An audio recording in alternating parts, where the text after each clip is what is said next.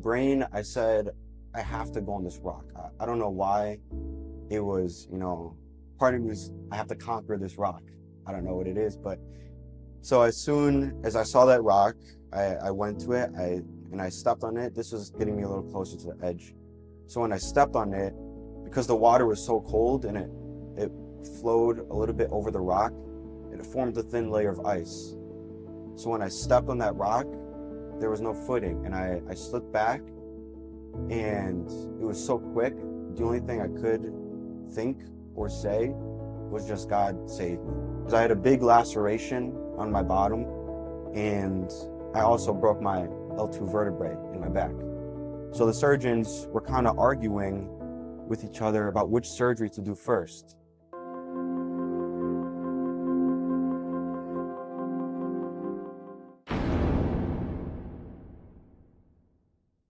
Welcome to the program. This is a new episode, Minunile, Domnului, God's Miracles. And today with me is Minunile, and Cole has a very powerful testimony.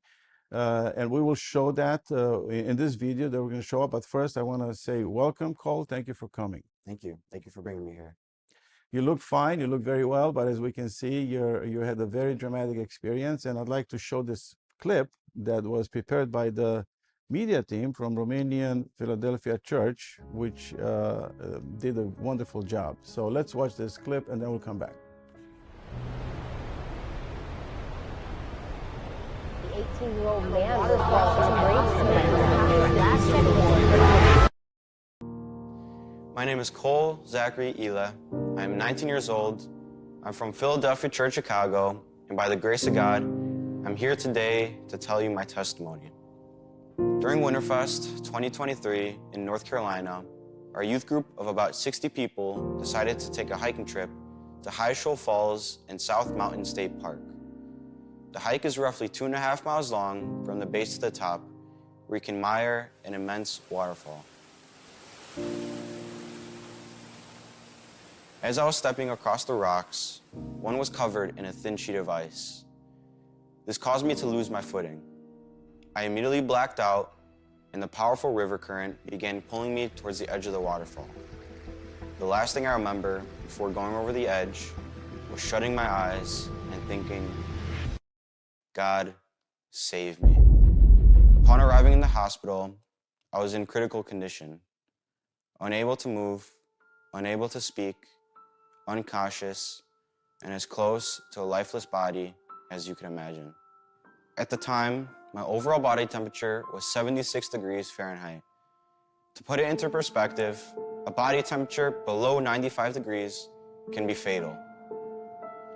My brother Ethan and youth pastor Brian Tamuta arrived at the hospital a few hours later and were told by the doctors that despite their best efforts of attempting to raise my body temperature, they were not able to begin any operations or give any other medical intervention unless my body rose above 95 degrees. Essentially, it would take a miracle to bring me back. There's a young man in a hospital room tonight who really, in every literal sense of the word, needs a miracle. If you know Cole Ile, he's a wonderful young man. They were taking a hike, like many of you maybe have done, in the Winterfest, and he fell 70 feet off a waterfall down into a cliff bed of rocks. And right now, while you and I are worshiping and giving God praise and declaring something that is so powerful, his parents are on a flight here tonight.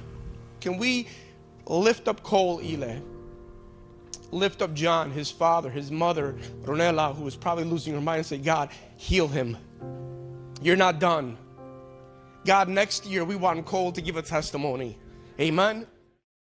Within 15 minutes of the doctors delivering that news, they came running into the waiting room and announced that I woke up. My body temperature had miraculously risen above 95 degrees, and they could begin intervention. Although I was alive, it was unlikely that I would be able to live a normal life again. They believed that it was unlikely I would ever be able to even walk again. I truly believe that in my heart, in that moment, God heard those prayers on my behalf.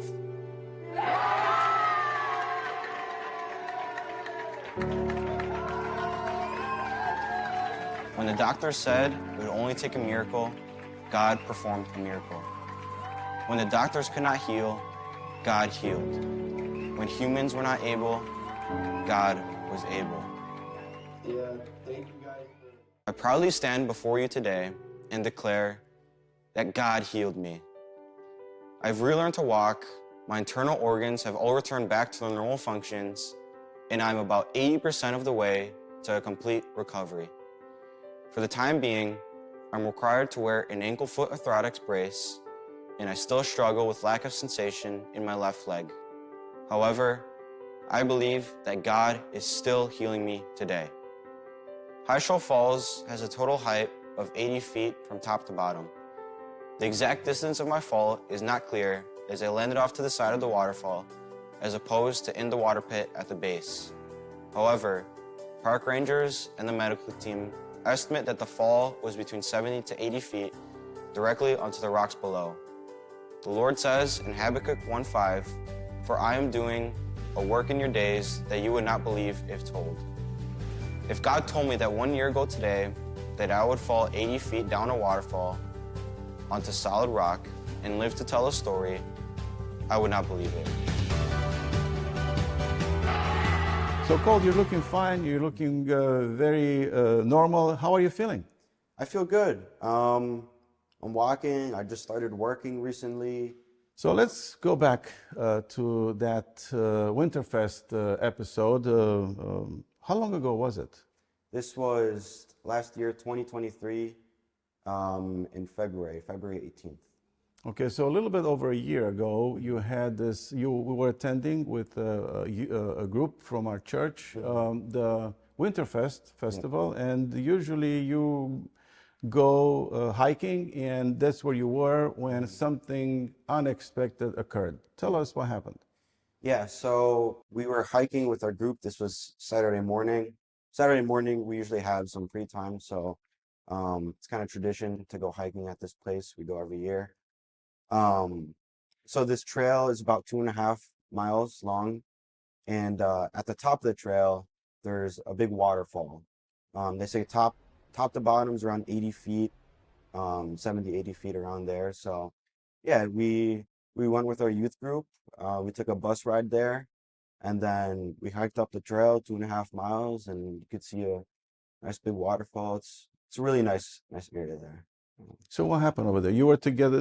Describe the scene for us. You were with a group from the church or from the area. You were together, and what happened? Yeah, so we were at the top of the waterfall. It was me and a couple other friends. Most of the people were on the trail. There's a little opening that went to the top of the waterfall, so you can kind of walk on top on the rocks. Obviously we weren't supposed to be there, but we still went. And so I was probably about like 20 feet away from the edge of the waterfall. And this is in February, so the water is really cold. So as I was walking on top of the rocks there, I saw this rock, and in my brain, I said, I have to go on this rock. I don't know why. It was, part of me was, I have to conquer this rock. I don't know what it is, but so as soon as I saw that rock, I went to it, and I stepped on it. This was getting me a little closer to the edge. So when I stepped on it, because the water was so cold and it flowed a little bit over the rock, it formed a thin layer of ice. So when I stepped on that rock, there was no footing, and I slipped back, and it was so quick. The only thing I could think or say was just, God save me. There's nothing else I could do. Right after I said God save me, as I was falling backward, I either don't remember what happened or I blacked out. I lost consciousness. I'm not sure, but I couldn't grab onto anything, and then went over the edge. So What was your next recollection after that?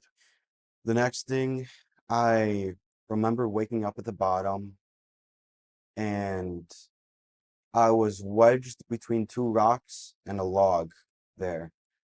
And I remember I woke up, I knew that I fell, and I remember the water splashing my face from the crashing force of the waterfall. I don't remember being cold. The temperature is about like 50 degrees in that area on top of the freezing cold water. So it was really cold there, but I don't remember the cold. Um, and so the whole time I was kind of in and out of consciousness. So I woke up the bottom. I knew I fell. I was a little dazed, confused, kind of. And then I lost consciousness again. And then I kept waking up back and forth. And I might add that the area is very remote, mhm. and eventually your friends realized what happened and they called for help. So my friends at the top, they saw me fall and they immediately ran down. There's a staircase on the side of the waterfall. So they ran down, and at first they couldn't find me.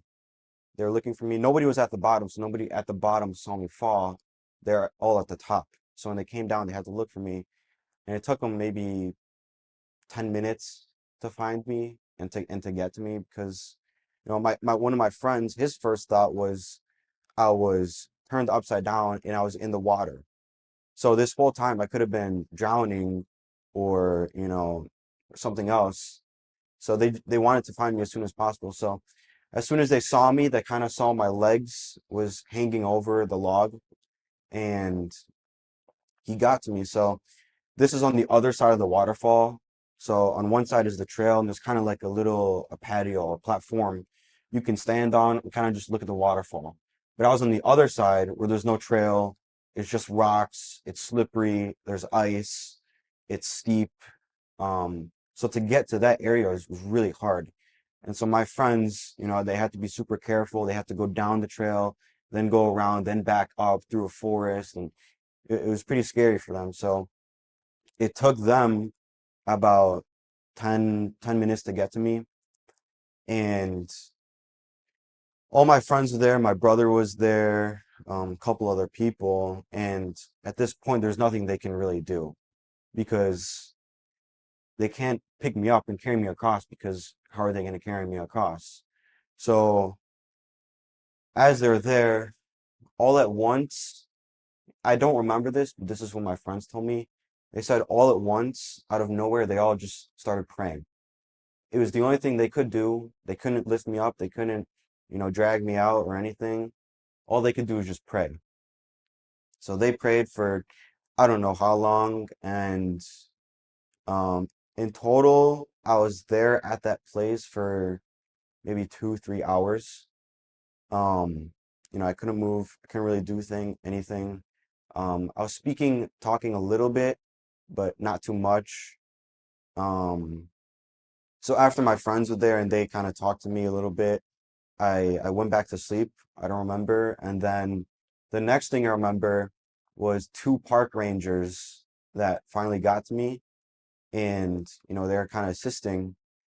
And I remember asking them, I only remember the boots. I remember looking at their boots, and I remember asking them how long until they get me out of here. And at first they said 45 minutes. So I'm like, okay, that's a long time. So I kind of just went back to sleep. I knocked out. I went unconscious again, and then I woke up again, and it felt like eternity. But when I asked him again, he said 40 minutes. And at that point, that was the last thing I remember. So eventually, the paramedics got to me, and they had to make like a zip line going across from the trail where I was, from the trail where the patio was to where I was. So they would have to put me on the stretcher and they would zip line me across. But during this whole process, I had to be really careful because I broke my back, and the way it was broken, it could have cut my spinal cord. So if they moved me in a wrong position or wrong way, I would be paralyzed.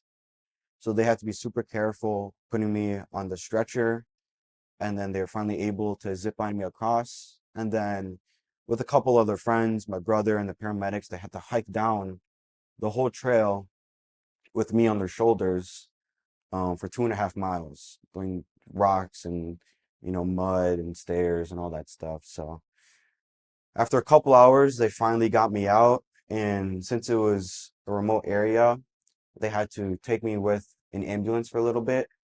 and then they were able to finally airlift me in a helicopter. So they loaded me in the helicopter, and then they took me to the trauma center. So tell us how your recovery started. You went through several surgeries. Tell us about that experience, and at the same time, what you're feeling, what you're thinking. It's very difficult for young men, energetic and like you, to be in that very limited situation, maybe pain. Yeah.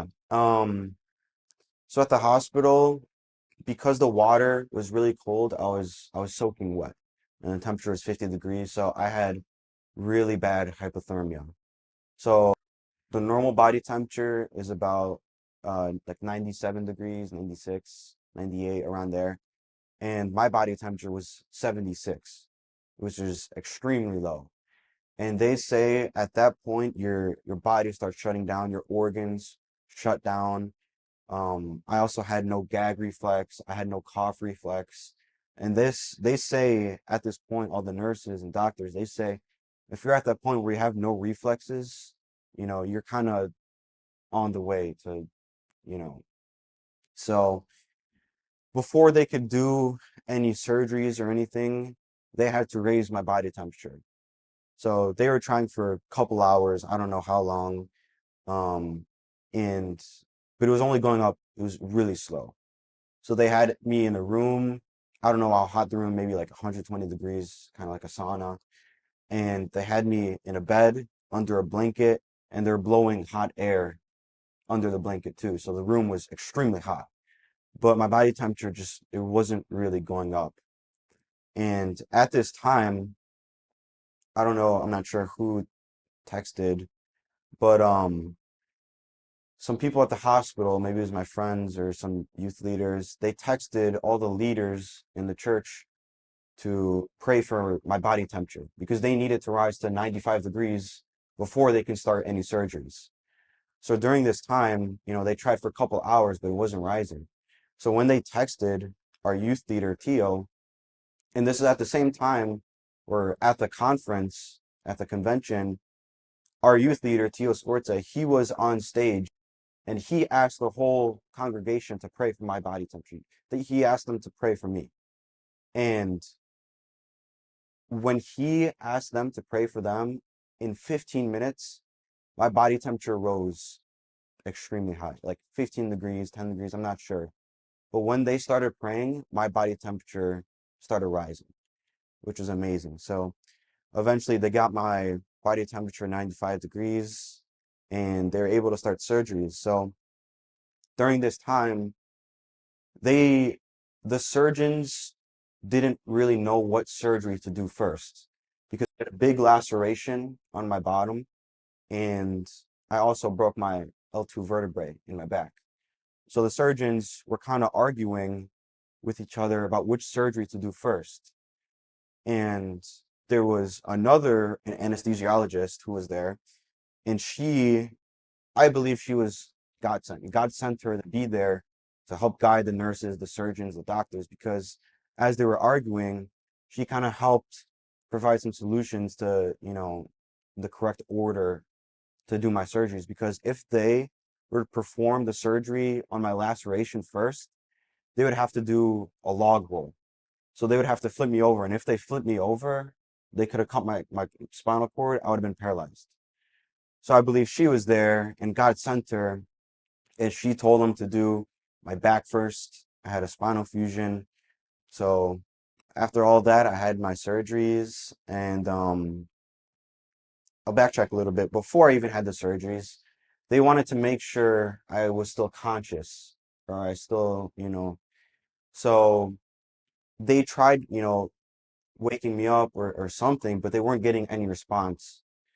And this was, I believe, another miracle. My brother was at the hospital at the time, and before Winterfest, he was actually not supposed to go. He had work, he was busy, he had some stuff going on, so he wasn't supposed to go to Winterfest. But I believe a couple days before, he finally decided to go to Winterfest. And so when he was there, so they were trying to, get me to say something, to have some response, maybe hear something, but they weren't getting anything. And so they tried calling my brother. And when he finally came in the room, I immediately woke up and I was conscious. And I couldn't speak, but they saw my heart rate rise. I believe I could hear him too, and so they knew I was conscious at that point. So they put me back to sleep, and then I had all the surgeries. Um, yeah, I had a lot of surgeries, maybe like 13 surgeries, I believe. So I had surgery every Tuesday and Thursday to stitch up my big laceration. It was really deep. I had a surgery on my forearm. I broke my forearm. I broke my back. Um, I also broke my foot, but that didn't need surgery. Um, so yeah, there's a lot of things going How on. did you manage all these surgeries? How were you feeling at that time? I imagine there was a lot of pain, a lot of Hmm. patience Yeah. necessary. How did you manage, and what was going on in your heart and your soul at that time? Um, at this point, I kind of was questioning God why I had to go through this. I didn't understand, but at the same time, I had my family. Friends were always visiting. People from Chicago, my friends came, like strangers from North Carolina came, different churches, they all visited. And so I think through the help of them and my family, and especially my parents, my brothers, they were always by my side. They were always there helping me. Um, from the very beginning, they're always with me, are always comforting. My brothers were always praying. My parents were always praying. They're always with me. Um, yeah, so I think with the help of my parents, they were praying. Um, they called me hopeful. They always knew it was going to be okay. I would get through this. It was hard. It was a lot of pain, but um, and I think with God's help, I was able to go through it. Yeah. So, how did you feel after you went through all that regarding God's healing over time and bringing you to the stage where you're at right now? Did you learn anything from this experience? Why do you think God allowed this to happen to you? Um, I think God allowed this to. He gave me this testimony to reach out to others, to share what God did in my life, and to share my testimony and to bring people to Christ. I think God allowed me to go through this because He knows He knows the plan. I still don't know why He chose me, but I trust in God. I trust in His plan, and I know that His plan is greater. And I believe through this all that He'll continue to work I've things known out. you, Cole, since you were very young, Hmm. and you grew up in church, and I was present at your baptism Hmm. in church. So it is my understanding that you had already a relationship with God. So I'm going to ask you now, as we close this conversation, how is your relationship with God now after this experience? I think my relationship is a lot stronger. And I can say one of the biggest things I learned throughout this whole process is that prayer really works. When I told you about when I had the hypothermia and they prayed for my temperature, when they prayed, it rose. We prayed for so long for God's healing, and God healed. I'm working, I'm climbing on ladders, I'm walking. All the nurses, doctors, everyone, they thought I either wouldn't be here or I'd be paralyzed. They saw there's no other option, just those two. And I'm here, and with God's help, I'm walking, I'm breathing, I pretty much live a normal life. Um, yeah. This is very powerful, and what we would like for people to get out of this conversation is the power of God. Hmm. In the presence of God is with us always and was with you, is with you and your family. This was a very difficult experience for you personally, but at the same time for your family, Mhm. for the church and the entire community and the youth nationwide that they knew about your situation. They were moved. Mhm. And I think God has started to call us to draw closer to Him. Mhm. And I think situations like this make us realize that no matter how old we are, we need to stay close to God, because we never know when tragedy can show up in our lives. Mhm. Cole, I really appreciate you. I appreciate you coming, sharing with us. I believe God has even more to do in your life, and your testimony is very, very powerful. And we know from the history that people that fell from that same waterfall had either passed or had very serious uh, after effects. Right. They were paralyzed. Yeah. So we're going to close our conversation here. We're going to show a little bit more of that clip that we got from the media team from Philadelphia Romanian Church. I appreciate you and for sharing with us. God is good, they say all the time. And it's not just a phrase. God is really present, and He is powerful, and He is good to you, regardless of what you're dealing with, regardless of what you're facing right now. Trust in Him. We are here to proclaim His power and presence, and we bless you, and we think that this episode was for His glory, and we want it to be for your benefit. Be blessed, and we invite you to watch another episode, God's Miracles, on RTN Chicago.